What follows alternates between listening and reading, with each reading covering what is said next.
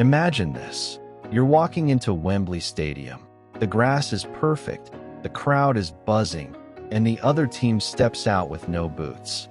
Just bare feet, bandaged toes, a cheeky grin, and then they actually start winning. Sounds impossible, right? Well, 3 different times in football history, entire teams walked onto the pitch without boots and left the world absolutely gobsmacked. From Olympic drama to shocking Celtic fans in Scotland, and even embarrassing the Brits on their own turf.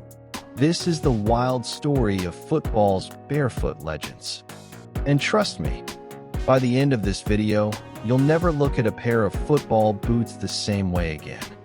Football today is all about the gear, yeah? Fancy boots, neon studs, the latest tech. Ronaldo probably has boots that cost more than your car. But rewind a few decades, and the story was completely different. Back then, boots weren't always a given. Some players preferred to go full Tarzan on the pitch, barefoot warriors, sliding, dribbling, scoring, without a single stud. Sounds like a recipe for broken toes, but these lads turned it into legend.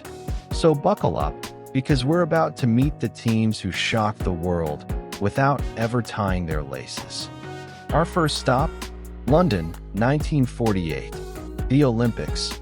India had just gained independence, and their football team was ready to make a statement. But when they stepped onto the pitch against France, the crowd gasped. 8 out of 11 Indian players had no boots, just bandages wrapped around their feet. Now, this wasn't poverty. They had boots. They just hated wearing them.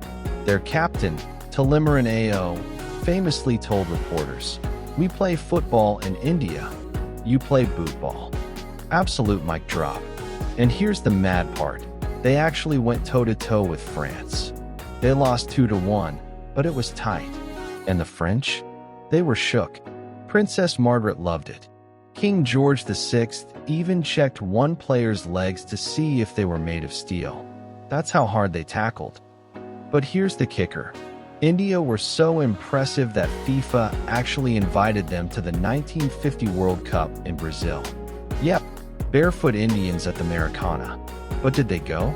Oh, we'll get to that twist later. Now, if you thought Olympic barefoot football was crazy, wait till you hear about this guy. Muhammad Salim. Calcutta, 1936. Salim gets a trial at Celtic, in Scotland.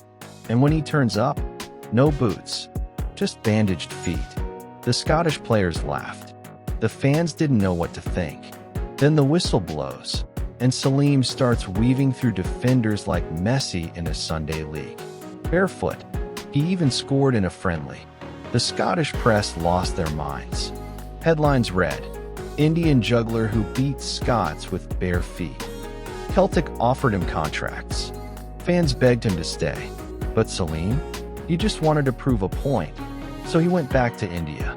A barefoot baller who stunned Celtic Park, then disappeared like a ghost. Pure football myth. And now, for my favorite part, the Nigerians. 1949.